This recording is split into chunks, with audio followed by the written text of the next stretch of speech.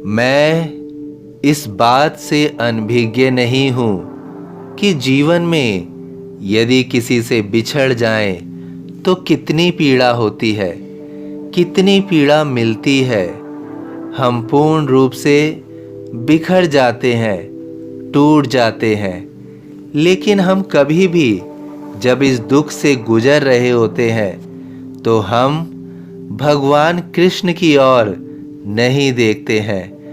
भगवान कृष्ण बचपन में अपनी माँ देवकी से, अपने पिता वासुदेव से बिछड़े, बाद में नंद किशोर से भी बिछड़े, बचपन के साथी भी छूटे और सबसे प्रिय राधा भी छूटी।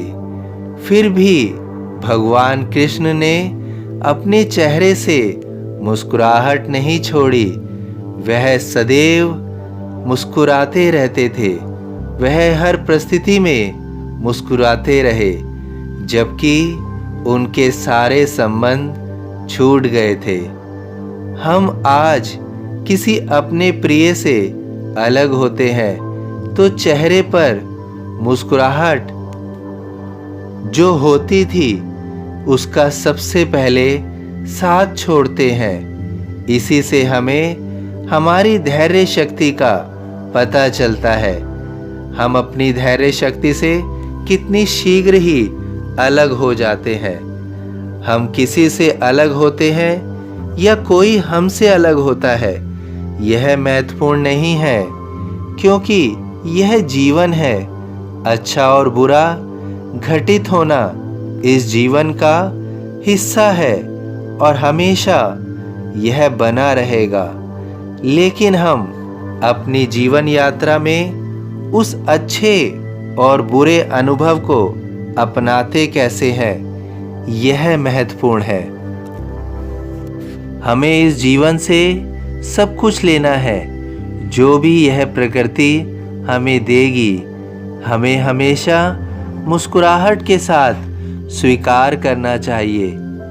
ईश्वर ही आरंभ है, ईश्वर ही अनंत है, वही हमारा विधाता है। जो भी हमारे मन का नहीं होता है, जो भी हमसे बिछड़ जाता है, हम उसका शोक हमेशा मनाते रहते हैं। लेकिन उसका शोक मनाना अर्थात ईश्वर की इच्छा पर प्रश्न कर रहे हैं। किसी भी कष्ट का अफसोस होना स्वाभाविक है, लेकिन उस दुख को हमेशा स्वयं से बांधे रखना यह सही नहीं है। हमें ईश्वर की इच्छा को स्वीकार करना चाहिए। वह कभी भी हमारा बुरा नहीं करता है। हम इतने बड़े दूरदर्शी कभी नहीं हो सकते जो ईश्वर के आदेश के कारण को पूर्ण रूप से समझ जाए। ईश्वर तुम्हें दुख देता है तो सुख भी वही प्रदान करता है। अगर तुम्हारे जीवन में दुख अधिक होता है तो तुम्हारे ही जीवन में सुख की भी कोई सीमा नहीं होती है। अगर तुम विश्वास और धैर्य के साथ स्वयं को आगे बढ़ा रहे हो तो तुम्हारे इन कर्मों का अनुकूल फल भी तुम्हें जरूर प्रदान होगा।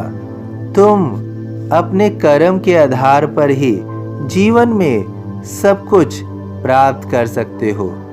तुम्हारे कर्म और तुम्हारे परोपकार तुम्हें बहुत कुछ देंगे, बल्कि बहुत कुछ प्रदान करने जा रहे हैं। तुम अपने जीवन की सही राह पर चल रहे हो, उस पर शुभा मत करो।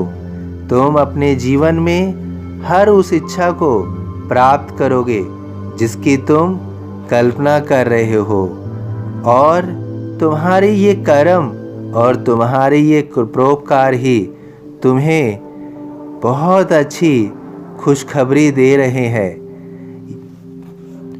तुम्हारे लिए बहुत बड़ी खुशखबरी आ रही है, बहुत बड़ी खुशखबरी आ रही है। धन्य धन्य वह भक्त अनन्य, मेरी शरण तज जिसे न अन्य।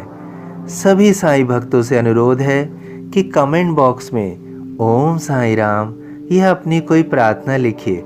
वीडियो पसंद आया हो तो वीडियो को लाइक कीजिए, अन्य साईं भक्तों में शेयर कीजिए, इस चैनल को सब्सक्राइब कीजिए, बेल आइकॉन के बटन को पुश कीजिए।